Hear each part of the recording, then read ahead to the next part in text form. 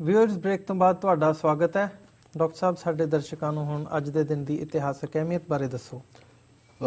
ਅੱਜ ਦੇ ਦਿਨ 1776 ਦੇ ਵਿੱਚ ਜੁਆਇੰਟ ਫੋਰਸ ਜਿਹਨੂੰ ਦਲ ਖਾਲਸਾ ਦਾ ਨਾਮ ਦਿੱਤਾ ਸੀ, ਜਿਹਦੇ ਆਗੂ ਸਰ ਜੱਸਾ ਸਿੰਘ ਆਹਲੂਵਾਲੀਆ ਸੀ, ਉਹਨਾਂ ਦੇ ਨਾਲ ਜ਼ਾਬਤਾ ਖਾਨ ਰੋਹੀਲਾ, ਇਹ ਰੋਹੀਲੇ ਪਠਾਨ ਨੇ ਔਰ ਅੱਜ ਵੀ ਯੂਪੀ ਦਾ ਜਿਸ ਹਿੱਸੇ 'ਚ ਰਹਿੰਦੇ ਨੇ ਉਹਨੂੰ ਰੋਹੇਲਖੰਡ ਕਹਿੰਦੇ ਨੇ। ਹਾਂਜੀ, ਇਹ ਬੜੇ ਬਹਾਦਰ ਪਠਾਨ ਸੀ ਔਰ ਇੱਕ ਸਟੇਜ ਤੇ ਇਹਨਾਂ ਨੇ ਦਿੱਲੀ ਦੇ ਉੱਤੇ ਵੀ ਕਬਜ਼ਾ ਕੀਤਾ ਸੀ। ਉਹਨਾਂ ਚੋਂ ਇੱਕ ਜ਼ਾਬਤਾ ਖਾਨ ਰੋਹੀਲਾ ਸੀ ਜਿਹੜਾ ਸਿੱਖਾਂ ਦੇ ਬੜਾ ਨੇੜੇ ਸੀ ਜੀ। ਇੱਕ ਸਟੇਜ ਤੇ ਤਾਂ ਉਹ ਅੰਮ੍ਰਿਤ ਛਕ ਕੇ ਧਰਮ ਸਿੰਘ ਵੀ ਬਣ ਗਿਆ ਸੀ ਔਰ ਉਸ ਵੇਲੇ ਇਹ ਕਹਾਵਤ ਮਸ਼ਹੂਰ ਸੀ, ਇੱਕ ਗੁਰੂ ਦਾ ਚੇਲਾ ਅੱਧਾ ਸਿੱਖ ਅੱਧਾ ਰੋਹੀਲਾ ਜੀ। ਸੋ ਉਹਨੇ ਦਿੱਲੀ ਤੇ ਅਟੈਕ ਕੀਤਾ ਤੇ ਨਜ਼ਫ ਖਾਨ ਦਿੱਲੀ ਦਾ ਹਾਕਮ ਸੀ। ਸੋ ਇਹਨੇ ਰੋਹੀਲੇ ਨੇ ਆਵਾਜ਼ ਮਾਰੀ ਸਿੱਖਾਂ ਨੂੰ ਵੀ, ਸਿੱਖ ਗਏ ਔਰ ਦਿੱਲੀ ਦਾ ਕਾਫੀ ਇਲਾਕਾ ਜਿਹੜਾ ਸੀ ਉਹਨਾਂ ਨੇ ਕੰਕਰ ਕੀਤਾ। ਬਾਅਦ 'ਚ ਉਹਨਾਂ ਦਾ ਸਮਝੌਤਾ ਹੋ ਗਿਆ ਨਜ਼ਫ ਖਾਨ ਨਾਲ, ਲੇਕਿਨ ਇਹ ਵਾਕਿਆ ਜਿਹੜਾ ਹੈ 1776 ਦੇ ਵਿੱਚ ਹੋਇਆ। ਉਸ ਤੋਂ ਬਾਅਦ 18-19 ਵਾਰ ਸਿੱਖਾਂ ਨੇ ਦਿੱਲੀ ਦੇ ਉੱਤੇ ਕਬਜ਼ਾ ਵੀ ਕੀਤਾ ਔਰ ਇਹ ਸਿੱਖ ਜਥਿਆਂ ਦੇ ਵਿੱਚ ਇਹ ਕਹਾਵਤ ਮਸ਼ਹੂਰ ਸੀ ਕਿ ਦਿੱਲੀ ਤੇ ਬਿੱਲੀ ਦਾ ਕੀ ਮਾਰਨਾ ਹੈ, ਜਦੋਂ ਮਰਜ਼ੀ ਮਾਰ ਲਓ। 1953 ਦੇ ਵਿੱਚ ਅੱਜ ਦੇ ਦਿਨ ਪੈਪਸੂ ਦੇ ਵਿੱਚ ਜਿਹੜੀ ਸਿੱਖ ਰਿਆਸਤਾਂ ਸੀ ਔਰ ਉਹਨਾਂ 'ਚ ਮਲੇਰਕੋਟਲਾ ਵੀ ਸ਼ਾਮਲ ਸੀ ਜੀ, ਪਟਿਆਲਾ, ਨਾਭਾ, ਜੀਂਦ, ਫਰੀਦਕੋਟ, ਕਪੂਰਥਲਾ, ਕਲਸੀਆਂ ਔਰ ਮਲੇਰਕੋਟਲਾ, ਇਹਨਾਂ ਨੂੰ ਮਿਲਾ ਕੇ ਸਟੇਟ ਬਣੀ ਸੀ ਪੈਪਸੂ ਔਰ ਉਹਦੇ ਵਿੱਚ ਪਹਿਲੀ ਸਰਕਾਰ ਅਕਾਲੀਆਂ ਦੀ ਬਣੀ। ਔਰ ਨਹਿਰੂ ਨੇ ਦੇਖਿਆ ਵੀ ਅਜੇ ਵੀ ਇੱਕ ਥਾਂ ਹੈ ਜਿੱਥੇ ਸਿੱਖ ਮੈਜੋਰਿਟੀ 'ਚ ਨੇ। ਸੋ ਗਿਆਨ ਸਿੰਘ ਰਾੜੇਵਾਲਾ ਚੀਫ ਮਿਨਿਸਟਰ ਸੀ, ਸੋ ਉਹਨਾਂ ਨੇ ਬਹਾਨਾ ਜਿਹਾ ਬਣਾ ਕੇ ਇੱਕ ਅੱਧਾ ਮੈਂਬਰ ਅੱਗੇ ਪਿੱਛੇ ਕਰਕੇ ਤੇ ਪਹਿਲੀ ਵਾਰ ਜਿਹੜਾ ਇਹਨਾਂ ਦਾ ਆਰਟੀਕਲ 356 ਹੈ ਕਨਸਟੀਟਿਊਸ਼ਨ ਦਾ, ਜਿਹਦੇ ਥੱਲੇ ਕਿਸੇ ਸਰਕਾਰ ਨੂੰ ਸੈਂਟਰ ਡਿਸਮਿਸ ਕਰ ਸਕਦੀ ਹੈ। ਸੋ ਸਿੱਖ ਮੈਜੋਰਿਟੀ ਸਰਕਾਰ ਅਕਾਲੀਆਂ ਦੀ ਅੱਜ ਦੇ ਦਿਨ 1953 ਦੇ ਵਿੱਚ ਡਿਸਮਿਸ ਕੀਤੀ ਗਈ ਸੀ ਜੀ। ਵਰਲਡ ਹਿਸਟਰੀ ਦੇ ਹਵਾਲੇ ਨਾਲ 1799 ਦੇ ਵਿੱਚ ਅੱਜ ਦੇ ਦਿਨ 13 ਸਟੇਟਾਂ ਦੇ ਰਿਪਰੈਜ਼ੈਂਟੇਟਿਵਸ ਨੇ ਅਮਰੀਕਾ ਦਾ ਸੰਵਿਧਾਨ ਜਿਹੜਾ ਹੈ ਉਹ ਮਨਜ਼ੂਰ ਕੀਤਾ। ਹੁਣ ਡੈਕਲੇਰੇਸ਼ਨ 1776 ਚ ਹੋਈ ਹਾਂਜੀ, ਲੇਕਿਨ ਜਿਹੜਾ 1799 ਦੇ ਵਿੱਚ ਲਗਭਗ 13 ਸਾਲ ਡਿਬੇਟ ਹੋਇਆ ਸੰਵਿਧਾਨ ਫਿਰ ਹੁਣ ਚਾਹੇ। 1791 ਦੇ ਵਿੱਚ 14ਵੀਂ ਸਟੇਟ ਅਮਰੀਕਾ ਦੇ ਵਿੱਚ ਵਰਮੌਂਟ, ਇਹ 14ਵੀਂ ਸਟੇਟ ਬਣੀ। 1792 ਦੇ ਵਿੱਚ ਪਹਿਲੀ ਵਾਰ ਹਵਾਈ ਦੇ ਵਿੱਚ ਔਰੇਂਜਸ, ਸੰਤਰੇ ਜਿਹੜੇ ਨੇ ਇੰਟਰੋਡਿਊਸ ਹੋਏ, ਉਹਨਾਂ ਦੇ ਪਲਾਂਟ ਗਏ। ਅੱਜ ਉੱਥੇ ਬਹੁਤ ਸੰਤਰੇ ਹੁੰਦੇ ਨੇ। 1798 ਦੇ ਵਿੱਚ ਕੈਥੋਲਿਕ ਔਰਤਾਂ ਨੂੰ ਜਿਹੜਾ ਹੈ ਉਹ ਪੈਨੈਂਸ ਜਾਂ ਉਹਨਾਂ ਨੂੰ ਪਛਤਾਪ ਕਰਨਾ ਪਿਆ ਕਿਉਂਕਿ ਉਹਨਾਂ ਨੇ ਜਿਹੜਾ ਯਹੂਦੀਆਂ ਦਾ ਤਿਉਹਾਰ ਸਬਾਤ ਹੁੰਦਾ ਉਹਦੇ ਵਿੱਚ ਕੈਂਡਲਸ ਜਗਾਉਂਦੇ ਨੇ, ਉਹ ਜਗਾਉਣ 'ਚ ਮਦਦ ਕੀਤੀ ਸੀ ਹਾਂਜੀ। ਸੋ ਇਸ ਕਿਸਮ ਦੇ ਜ਼ੁਲਮ ਇਹ ਵੀ ਕਰਦੇ ਰਹੇ ਨੇ। ਅੱਜ ਤਾਂ ਸਾਰੇ ਬੜੇ ਸਿਵਲਾਈਜ਼ਡ ਬਣੇ ਨੇ। 1861 ਦੇ ਵਿੱਚ ਅਬਰਾਹਮ ਲਿੰਕਨ ਜਿਹੜਾ ਹੈ ਉਹ ਅਮਰੀਕਾ ਦਾ ਪ੍ਰੈਜ਼ੀਡੈਂਟ ਬਣਿਆ, 16ਵਾਂ ਪ੍ਰੈਜ਼ੀਡੈਂਟ ਜੀ। 1894 ਦੇ ਵਿੱਚ ਚੀਨ ਦੇ ਸ਼ਹਿਰ ਸ਼ੰਘਾਈ ਦੇ ਵਿੱਚ ਬਹੁਤ ਜ਼ੋਰਦਾਰ ਜ਼ਬਰਦਸਤ ਅੱਗ ਲੱਗੀ, 1000 ਤੋਂ ਜ਼ਿਆਦਾ ਇਮਾਰਤਾਂ ਸੜ ਗਈਆਂ। 1913 ਦੇ ਵਿੱਚ ਪਹਿਲਾ ਅਮਰੀਕਾ ਦੇ ਵਿੱਚ ਲਾਅ ਬਣਿਆ ਕਿ ਜਿਹੜੇ ਮਾਈਗ੍ਰੇਟਰੀ ਬਰਡਸ ਨੇ, ਬਾਹਰੋਂ ਪੰਛੀ ਆਉਂਦੇ ਨੇ, ਉਹਨਾਂ ਨੂੰ ਤੁਸੀਂ ਸ਼ੂਟ ਡਾਊਨ ਨਹੀਂ ਕਰ ਸਕਦੇ। 1933 ਦੇ ਵਿੱਚ ਅਮਰੀਕਾ ਦੇ ਵਿੱਚ 1920 ਦੇ ਅਖੀਰ 'ਚ ਬੜੀ ਜ਼ਬਰਦਸਤ ਡਿਪਰੈਸ਼ਨ ਆਈ, ਇਕਨੋਮੀ ਥੱਲੇ ਚਲੀ ਗਈ, ਲੋਕ ਭੁੱਖੇ ਮਰਨ ਲੱਗੇ, ਇੱਕ ਸਟੇਟ ਤੋਂ ਦੂਜੇ 'ਚ ਜਾਣ ਲੱਗੇ ਉਹ ਕਈ ਦੇਰ। ਤੇ ਉਦੋਂ ਫਿਰ ਰੂਜ਼ਵੈਲਟ ਪ੍ਰੈਜ਼ੀਡੈਂਟ ਬਣਿਆ ਜਿਹਨੇ ਇਹਨੂੰ ਕੰਟਰੋਲ ਕੀਤਾ। ਤੇ ਰੂਜ਼ਵੈਲਟ ਦੀ ਇੱਕ ਸਟੇਟਮੈਂਟ ਬੜੀ ਪਪੂਲਰ ਹੈ, ਉਹਦੇ 'ਚ ਉਹਨੇ ਕਿਹਾ we have nothing to fear but fear itself ਜੀ, ਕਿ ਸਾਨੂੰ ਕਿਸੇ ਹੋਰ ਚੀਜ਼ ਤੋਂ ਡਰਨ ਦੀ ਲੋੜ ਨਹੀਂ, ਸਿਰਫ ਡਰ ਤੋਂ ਹੀ ਡਰ, ਵੀ ਐਵੇਂ ਸਾਡੇ ਅੰਦਰ ਡਰ ਬੈਠ ਗਿਆ ਅਸੀਂ ਇਹਨੂੰ ਬਦਲ ਸਕਦੇ। ਸੋ ਇਹ ਸਟੇਟਮੈਂਟ ਉਹਨਾਂ ਦੀ ਅੱਜ ਵੀ ਕੋਟ ਹੁੰਦੀ ਹੈ ਔਰ ਡਿਪਰੈਸ਼ਨ ਉਹਨਾਂ ਨੇ ਖਤਮ ਕੀਤੀ ਜੀ। 1944 ਦੇ ਵਿੱਚ ਅਮਰੀਕਾ ਨੇ ਬਰਲਿਨ ਜਰਮਨ ਦੇ ਵਿੱਚ ਬੰਬਾਰਡਮੈਂਟ ਸ਼ੁਰੂ ਕੀਤੀ। 1997 ਦੇ ਵਿੱਚ ਪ੍ਰੈਜ਼ੀਡੈਂਟ ਕਲਿੰਟਨ ਨੇ ਲਾਅ ਪਾਸ ਕੀਤਾ ਹੈ ਕਿ ਹਿਊਮਨ ਕਲੋਨਿੰਗ, ਕਿਉਂਕਿ ਸਾਇੰਸ ਇੰਨੀ ਅੱਗੇ ਜਾ ਚੁੱਕੀ ਹੈ ਹਾਂਜੀ ਕਿ ਬੰਦੇ ਵਰਗਾ ਬੰਦਾ ਬਣਾਇਆ ਜਾ ਸਕਦਾ, ਉਹਨੂੰ ਕਲੋਨਿੰਗ ਕਹਿੰਦੇ ਨੇ। ਇੱਕ ਭੇਡ ਬਣਾਈ ਬਾਹਰਲੀਆਂ ਕਿਸੇ ਮੁਲਕ ਦੇ ਵਿੱਚ, ਡੋਲੀ ਉਹਦਾ ਨਾਂ ਰੱਖਿਆ, ਕੁਝ ਸਾਲ ਉਹ ਸਰਵਾਈਵ ਵੀ ਕੀਤੀ। ਸੋ ਇਹਦੇ ਤੇ ਰਿਸਰਚ ਦੇ ਲਈ ਕਲਿੰਟਨ ਨੇ ਜਿਹੜੀ ਫੈਡਰਲ ਫੰਡਿੰਗ ਮਨਾ ਕਰ ਦਿੱਤੀ। ਉਹਨੇ ਕਿਹਾ ਵੀ ਇਹ ਠੀਕ ਨਹੀਂ ਹੈ, ਇਹਦੇ 'ਚ ਬਹੁਤ ਸਾਰੇ ਐਥਿਕਸ ਇਸ਼ੂ ਨੇ ਹਾਂਜੀ। ਸੋ ਹਿਊਮਨ ਕਲੋਨਿੰਗ ਦੇ ਲਈ ਜਿਹੜੀ ਹੈ ਉਹ ਫੈਡਰਲ ਮਨੀ ਨਹੀਂ ਦਿੱਤੀ ਜਾਏਗੀ। ਸੋ ਇਹ 1997 ਦੇ ਵਿੱਚ ਹੋਇਆ ਜੀ। ਡਾਕਟਰ ਸਾਹਿਬ ਸੁਖਬੀਰ ਬਾਦਲ ਨੇ ਕਿਹਾ ਕਿ ਮੋਦੀ ਨੂੰ ਦੇਸ਼ ਦਾ ਪ੍ਰਧਾਨ ਮੰਤਰੀ ਬਣਾਇਆ ਜਾਣਾ ਚਾਹੀਦਾ, ਨਹੀਂ ਤਾਂ ਦੇਸ਼ ਦੀ ਆਰਥਿਕ ਸਥਿਤੀ ਡਾਵਾਡੋਲ ਹੋ ਜਾਏਗੀ। ਇਸ ਤੇ ਆਪ ਜੀ ਦਾ ਵਿਚਾਰ?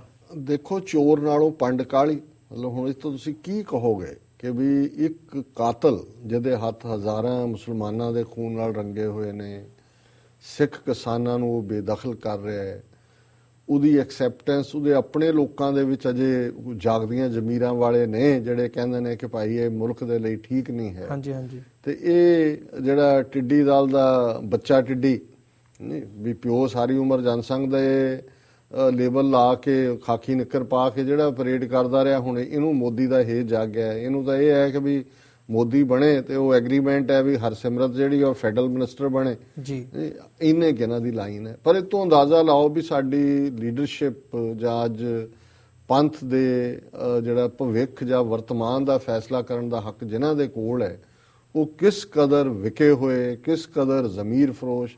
ਅਸੀਂ ਤਾਂ ਧਿਆਨ ਸਿੰਘ, ਗੁਲਾਬ ਸਿੰਘ, ਸੁਚੇਤ ਸਿੰਘ, ਲਾਲ ਸਿੰਘ, ਤੇਜ ਸਿੰਘ, ਡੋਗਰਿਆਂ ਤੇ ਮਿਸਰਾਂ ਦੀ ਗੱਲ ਕਰਦੇ ਹਾਂ। ਇਹ ਡੋਗਰੇ ਮਿਸਰ ਸਾਡੇ ਸਾਹਮਣੇ ਨੇ ਕਿ ਕਿਵੇਂ ਕੌਮ ਦੀਆਂ ਬੇੜੀਆਂ 'ਚ ਵੱਟੇ ਪਾ ਰਹੇ ਨੇ। ਹੋਰ ਇਸ ਤੋਂ ਵੱਧ ਕੇ ਕੀ ਕਿਹਾ ਜਾ ਸਕਦਾ ਇਹਨਾਂ ਬੇਸ਼ਰਮ ਵਿਕੇ ਹੋਏ ਜ਼ਮੀਰ ਫਰੋਸ਼ ਲੋਕਾਂ ਦੇ ਲਈ। ਜੀ ਡਾਕਟਰ ਸਾਹਿਬ ਸਾਡੇ ਦਰਸ਼ਕਾਂ ਨੂੰ ਹੁਣ ਦੱਸੋ ਅੱਜ ਦਾ ਵਿਚਾਰ। ਅੱਜ ਦੇ ਵਿਚਾਰ ਲਈ ਅਸੀਂ ਤੀਸਰੇ ਪਾਤਸ਼ਾਹ ਗੁਰੂ ਅਮਰਦਾਸ ਜੀ ਦੇ ਸ਼ਲੋਕ ਨੰਬਰ 40 ਨੂੰ ਚੁਣੇ। ਇਹ ਸ਼ਲੋਕ 12 ਤੇ ਵਧੀਕ ਦੇ ਵਿੱਚ ਦਰਜ ਹੈ। ਹਾਂਜੀ। ਔਰ ਇਹ ਸ਼ਬਦ ਹੈ, ਸ਼ਲੋਕ ਹੈ, ਲੋਭੀ ਕਾ ਵਿਸਾਹੋ ਨਾ ਕੀਜੈ, ਜੇ ਕਾ ਪਾਰ ਵਸਾਏ, ਅੰਤ ਕਾਲ ਤਿੱਥੈ ਧੂਹੈ, ਜਿੱਥੈ ਹੱਥ ਨ ਪਾਏ। ਮਨਮੁਖ ਸੇਤੀ ਸੰਗ ਕਰੇ, ਮੂੰਹ ਕਾਲਖ ਦਾਗ ਲਗਾਏ। ਮੂੰਹ ਕਾਲੇ ਤਿਨਾ ਲੋਭੀਆਂ, ਜਾਸਨ ਜਨਮ ਗਵਾਏ। ਸਤ ਸੰਗਤ ਹਰ ਮੇਲ ਪ੍ਰਭ, ਹਰ ਨਾਮ ਵਸੈ ਮਨ ਆਏ।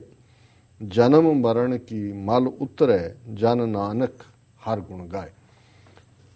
ਮੈਂ ਜਦੋਂ ਇਹ ਸ਼ਲੋਕ ਕੱਢਿਆ ਅੱਜ ਦੇ ਵਿਚਾਰ ਲਈ ਤਾਂ ਮੈਂ ਸੋਚ ਰਿਹਾ ਸੀ ਵੀ ਦੁਨਿਆਵੀ ਸਿਆਣਪ ਦੇ ਪੱਖ ਤੋਂ ਵੀ ਬਹੁਤ ਵਾਰੀ ਤਾਂ ਬਾਣੀ ਅਧਿਆਤਮ ਆਤਮਾ ਦੀ ਦੁਨੀਆ ਦੀ ਗੱਲ ਹੈ। ਹਾਂਜੀ। ਪਰ ਬਹੁਤ ਸਾਰੀਆਂ ਬਾਣੀ ਦੇ ਵਿੱਚ ਡਾਇਰੈਕਸ਼ਨਸ ਦੁਨਿਆਵੀ ਜੀਵਨ ਦੇ ਲਈ ਵੀ ਨੇ, ਜਿਹੜਾ ਜਿਹਨੂੰ ਅਸੀਂ ਵਿਹਾਰ ਕਹਿੰਦੇ ਹਾਂ ਜੀ, ਜਿਹਨੂੰ ਬਹੁਤ ਵਾਰੀ ਅਸੀਂ ਹਾਈਲਾਈਟ ਨਹੀਂ ਕਰਦੇ ਜਾਂ ਕਿਉਂਕਿ ਸਾਡਾ ਧਿਆਨ ਅਧਿਆਤਮਕ ਵੱਲ ਹੀ ਰਹਿੰਦਾ ਹੈ ਜ਼ਿਆਦਾ, ਤੇ ਉਧਰ ਹੀ ਅਸੀਂ ਜਿਹੜਾ ਹੈ ਉਹ ਸਾਰੇ ਨੂੰ ਇੰਟਰਪ੍ਰੀਟ ਕਰਦੇ ਹਾਂ।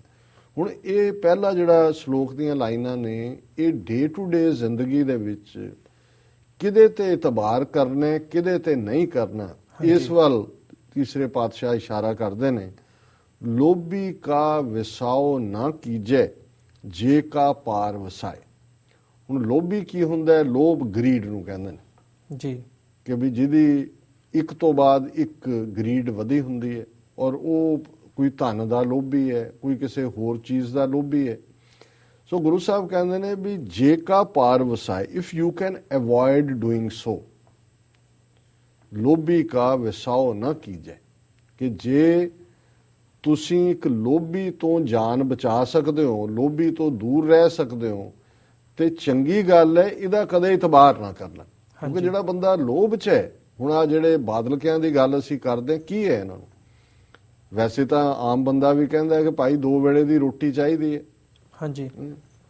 ਇਸ ਤੋਂ ਬਿਯੋਂਡ ਤਾਂ ਕੋਈ ਲੋੜ ਨਹੀਂ ਹੈ। ਉਮਰ ਵੀ ਕਿੰਨੀ ਕੋਈ ਭੋਗ ਸਕਦਾ, 80 ਸਾਲ 90 ਸਾਲ 100 ਸਾਲ। ਅਖੀਰ ਫਰੀਦਾ ਜੇ ਸਹਿ ਵਰਿਆ ਜੀਵਿਆ, ਭੀ ਤਨ ਹੋਸੀ ਖੇ, ਅਲਟੀਮੇਟਲੀ ਮੁੱਕਣਾ। ਹਾਂਜੀ। ਫਿਰ ਐਸੀ ਕਿਹੜੀ ਦੌੜ ਲੱਗੀ ਹੈ ਵੀ ਤੁਸੀਂ ਧਨ ਤੇ ਧਨ ਇਕੱਠਾ ਕਰ ਰਹੇ ਹੋ, ਲੁੱਟ ਰਹੇ ਹੋ, ਜਵਾਨੀ ਨੂੰ ਗਾਲ ਰਹੇ ਹੋ, ਬੇਈਮਾਨੀਆਂ ਕਰ ਰਹੇ ਹੋ। ਇਹਨੂੰ ਕਹਿੰਦੇ ਨੇ ਲੋਭ, ਕਿ ਇਹ ਐਸਾ ਲੋਭ ਹੈ ਕਿ ਜਦੋਂ ਤੁਸੀਂ ਲੋਭ ਦੇ ਖੇਤਰ 'ਚ ਆ ਜਾਂਦੇ ਤਾਂ ਗੁਰੂ ਸਾਹਿਬ ਡਾਇਰੈਕਸ਼ਨ ਦਿੰਦੇ ਨੇ ਕਿ ਲੋਭੀ ਕਾ ਵਿਸਾਓ ਨਾ ਕੀਜੈ, ਕਦੇ ਵੀ ਲੋਭੀ ਦੇ ਉੱਤੇ ਇਤਬਾਰ ਨਾ ਕਰੋ। ਹਾਂਜੀ। Don't trust a greedy person. ਔਰ ਜੇ ਕਰੋਗੇ ਫਿਰ ਕੀ ਹੋਏਗਾ?